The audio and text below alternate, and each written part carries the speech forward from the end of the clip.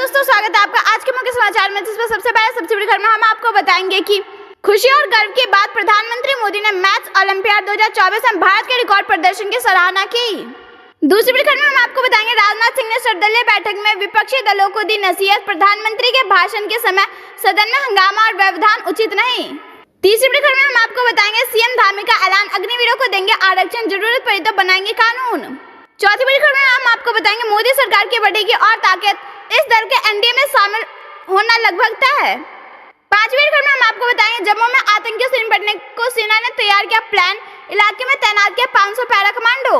जी हाँ दोस्तों, इस प्रकार की कई खबरों को बताएंगे विस्तार से, लेकिन उससे पहले अगर आपको भी प्रधानमंत्री मोदी पर भरोसा, आप यह मानते हैं कि प्रधानमंत्री मोदी के नेतृत्व में भारत नई ऊंचाइयों को छू रहा है, तो वीडियो लाइक और कमेंट में लिखिए जय हिंद जय भारत। रुकते पहली बड़ी खबर की तरफ। खुशी और गर्व की बात, प्रधानमंत्री मोदी ने मैथ्स ओलंपियाड 2024 में भारत के रिकॉर्ड प्रदर्शन की सराहना की। जी हाँ दोस्तों, हम आपको बता दें कि प्रधानमंत्री नरेंद्र मोदी ने अंतर्राष्ट्रीय गणित ओलंपियाड यानी कि IMO में भारत के असाधारण प्रदर्शन पर प्रसन्नता व्यक्त की, जहां देश ने अपने सर्वश्रेष्ठ चौथा स्थान हासिल किया। रविवार को ब्लॉगिंग साइट एक्स पर प्रधानमंत्री नरेंद्र मोदी ने पोस्ट किया कि यह बेहद खुशी और गर्व की बात है कि भारत अंतर्राष्ट्रीय गणित ओलंपियाड में अपने सर्वश्रेष्ठ प्रदर्शन के साथ चौथे स्थान पर आया है।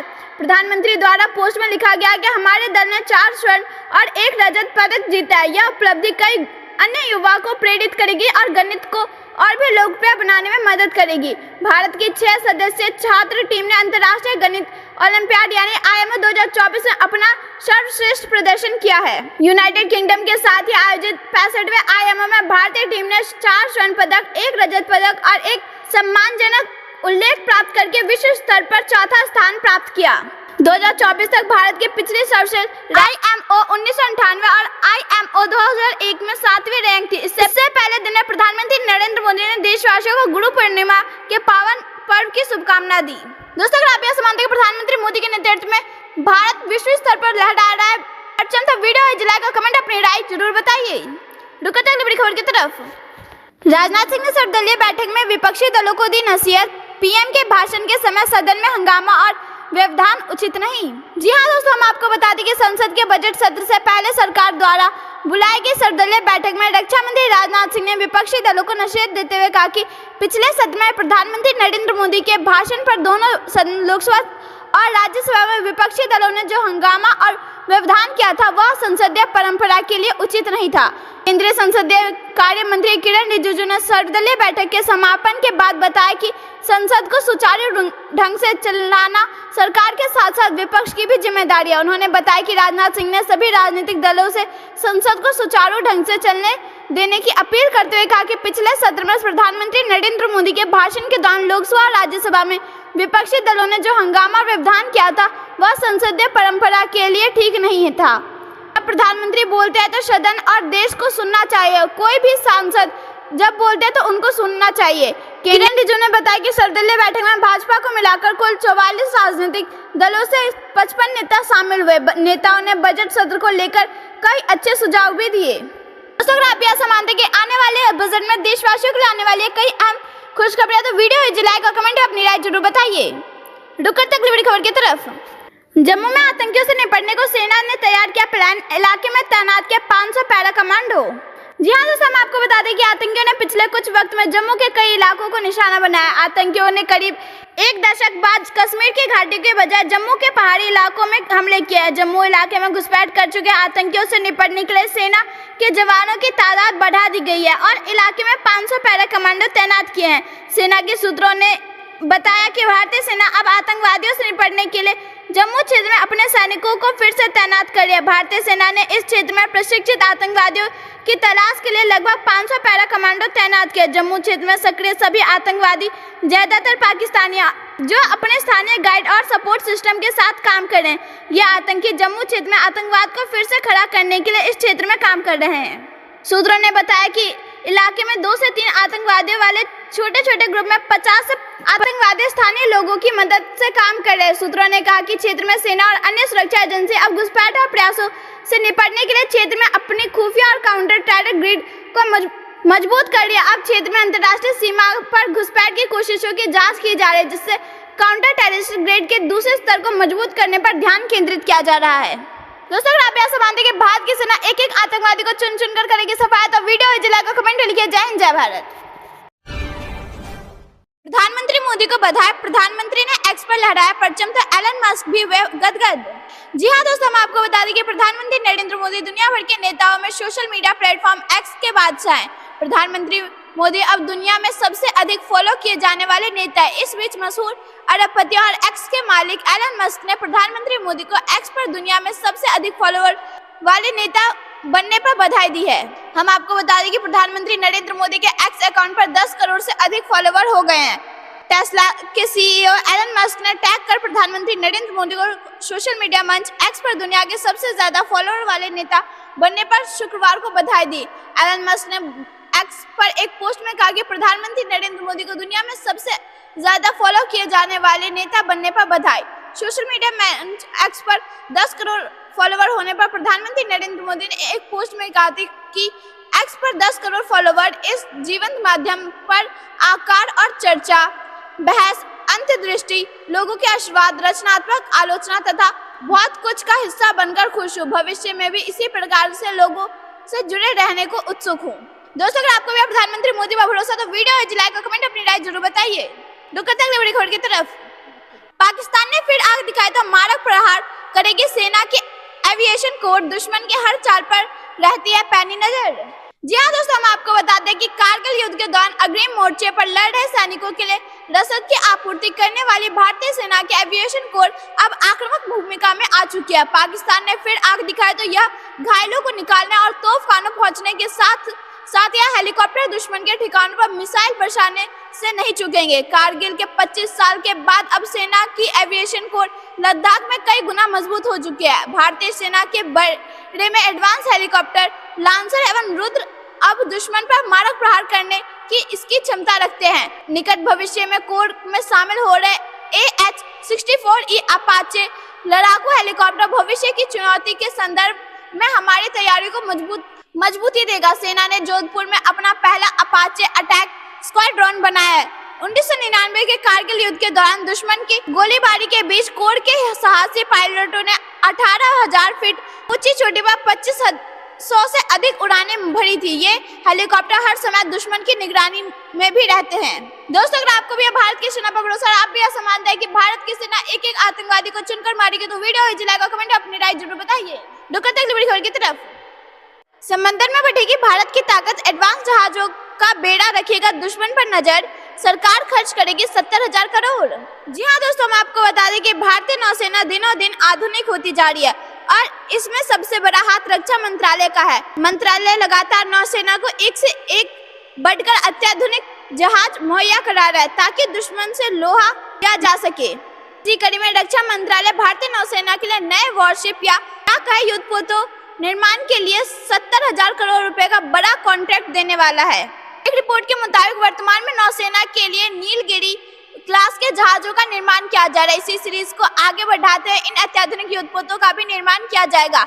स्टील्थ फ्रिगेट में स्वदेशी उपकरणों को लगाया जाएगा जिसमें स्थानीय रूप से तैयार किए गए control system, BrahMos cruise missile, anti submarine हथियार और इलेक्ट्रॉनिक वॉरफेयर सिस्टम शामिल है। रक्षा मंत्रालय के जरिए जो कॉन्ट्रैक्ट दिया जाएगा उसे प्रोजेक्ट 17B तौर पर जाना जाता है।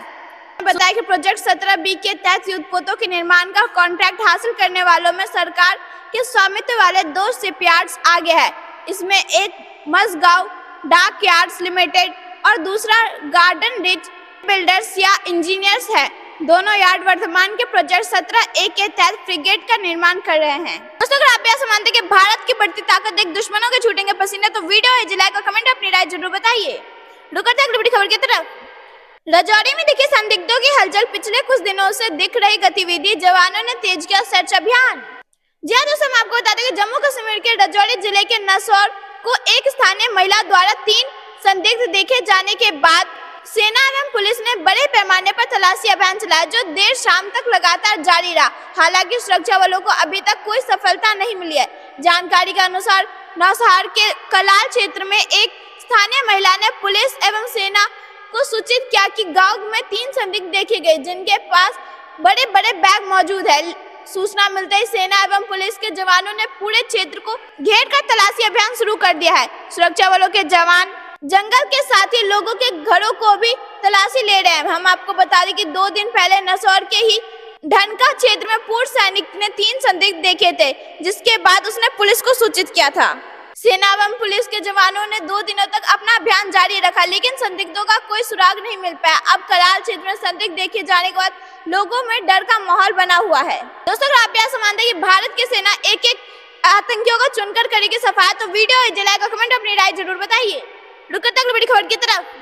भारत में नहीं आने देंगे 1 भी ग्राम ड्रग्स, अमित शाह का बयान। जारी की नार्कोटिक्स हेल्पलाइन। जी हाँ दोस्तों, हम आपको बता दें कि केंद्रीय गृह मंत्री अमित शाह ने गुरुवार यानी 18 जुलाई 2024 को NCORD यानी कि नार्को कोऑर्डिनेशन सेंटर की 7वीं शीर्ष स्तरीय बैठक की अध्यक्षता की और राष्ट्रीय नार्कोटिक्स हेल्पलाइन की शुरुआत की। हेल्पलाइन की शुरुआत करने के बाद अमित शाह ने कहा कि मादक पदार्थों के सेवन के खिलाफ लड़ाई महत्वपूर्ण है और इसे पूरी गंभीरता से लिया जाना चाहिए। अमित शाह बोले कि ये लड़ाई भारत सरकार की प्राथमिकताओं में से एक है। उन्होंने कहा कि नशा मुक्त भारत का प्रधानमंत्री मोदी का संकल्प इस लड़ाई के प्रति उनकी प्रतिबद्धता को दिखाता है। ये चुनौती होने के साथ ही हमारे लिए एक अवसर भी है और दृढ़ संकल्प के साथ ही इस लड़ाई को जीता जा सकता है। गृह मंत्री अमित शाह ने श्रीनगर में नार्कोटिक्स कंट्रोल ब्यूरो यानी कि NCB के जर्नल कार्यालय का भी वर्चुअल उद्घाटन किया और NCB की वार्षिक रिपोर्ट 2023 भी जारी की। अमित शाह ने कहा कि पहले हमारी एजेंसियों का नीड टू नो होता था, लेकिन अब ड्यू टू। दोस्तों, अगर आप यह मानेंगे केंद्र सरकार के नेतृत्व में भारत जल्द बनेगा नशा मुक्त, तो वीडियो जुलाई को कमेंट अपनी राय जरूर बताइए। रुक करते हैं बड़ी खबर की तरफ। मोदी 3.0 सरकार अपने पहले बजट में चुनावी वादे को पूरा करने को तैयार। जी हाँ दोस्तों, हम आपको बता दें कि मोदी 3.0 सरकार के पहले बजट में बुजुर्गों को सौगात मिल सकती है।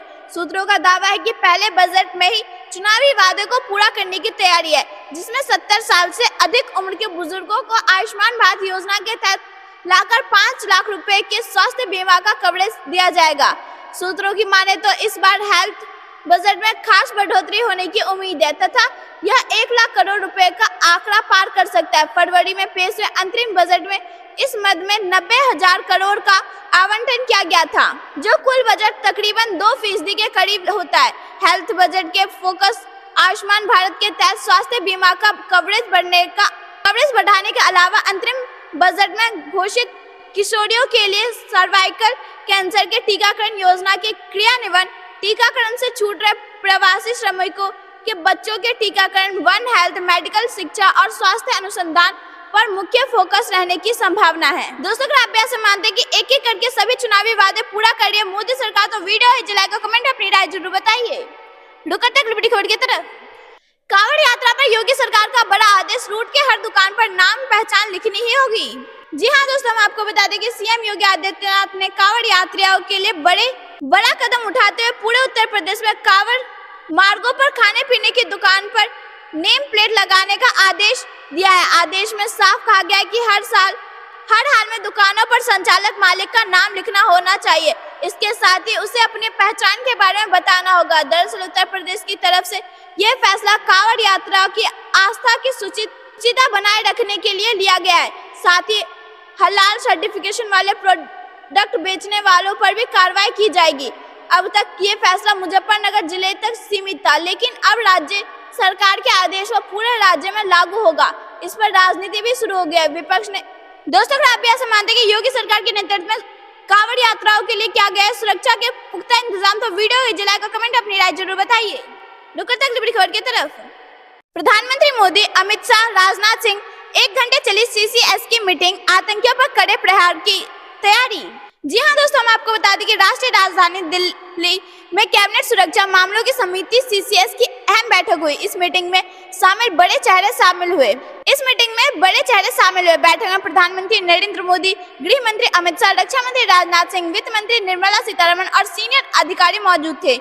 सूत्रों के मुताबिक CCS की यह बैठक काफी लंबी चली और इस दौरान जम्मू में बढ़ रहे आतंकी हमलों पर भी विस्तार से चर्चा हुई। हम आपको बता दें कि पिछले कुछ दिनों से जम्मू कश्मीर के लगभग अलग अलग इलाकों में आतंकी घटनाएं सामने आई हैं, जिनमें कई जवान भी शहीद हुए। जानकारी सामने आई है कि अब सरकार आतंकवादियों पर बड़ा प्रहार करने की तैयारी में। घाटी में हुए हमलों में सबसे लेटेस्ट डोडा का मामला है। आज सुबह जम्मू कश्मीर के डोडा जिले के कश्तीगढ़ इलाके में सुरक्षा बल और आतंकवादियों के बीच मुठभेड़ हुई।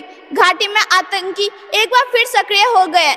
जम्मू कश्मीर पुलिस ने कहा कि डोडा के कश्तीगढ़ इलाके में मुठभेड़ शुरू हो गई है। अधिक जानकारी आना अभी बाकी है। सूत्रों के मुताबिक मुठभेड़ में सेना का एक जवान घायल हुआ है। जम्मू डिवीजन में डोडा में एक महीने के अंदर आतंकियों के साथ मुठभेड़ की छठी घटना है। अधिकारियों ने बताया कि इस मुठभेड़ में 5 जवान गंभीर रूप से घायल हो गए, जिन्हें इलाज के लिए अस्पताल में भर्ती कराया गया। मंगलवार सुबह इलाज के दौरान सभी ने दम तोड़ दिया। अगली बड़ी खबर की तरफ, भारतीय नौसेना का INS तेग बना समुद्र का शाहजहां। ओमान तट पर डूबे 13 भारतीयों में से 8 को खींच लिया जिंदा। जी हाँ दोस्तों, हम आपको बता दें कि ओमान तट के नजदीक डूबे 13 भारतीयों समेत 16 लोगों की जान बचाने के लिए मिशन पर निकला भारतीय नौसेना के INS तेग ने समुद्र में झंडा गाड़ दिया है। तेजी से चलाए गए रेस्क्यू मिशन में INS तेग ने 13 भारतीयों में से 8 को जिंदा बचा लिया है। हम आपको बता दें कि ओमान तट पर एक दिन पहले डूबे कोमोडोस के ध्वज वाले मालवाहक जहाज पर सवार चालक दल के सदस्यों का पता लगाने के लिए संचालित बचाव अभियान में भारत के युद्धपोत INS तेग को भेजा गया था, जिसने 8 भारतीयों और एक श्रीलंकाई नागरिक को जिंदा बचा लिया है। भारतीय नौसेना ने बुधवार रात को यह जानकारी दी कि नौसेना ने बताया कि जहाज 15 जुलाई को ओमान में लास माद्रक में दक्षिण पूर्व में करीब 25 मील दूर समुद्र में डूब गया था और ओमान के अधिकारियों के साथ मिलकर बचाव। ओमान के समुद्री सुरक्षा केंद्र ने कहा कि मालवाहक पोत MT फाल्कन प्रेस्टीज पर सवार चालक दल के सदस्यों की संख्या 13 थी, जिनमें 13 भारतीय और 3 श्रीलंकाई थे। उसने एक्स पर एक पोस्ट में कहा कि एक सदस्य मृत पाया गया, हालांकि उसकी नागरिकता का अभी तक पता नहीं चला है।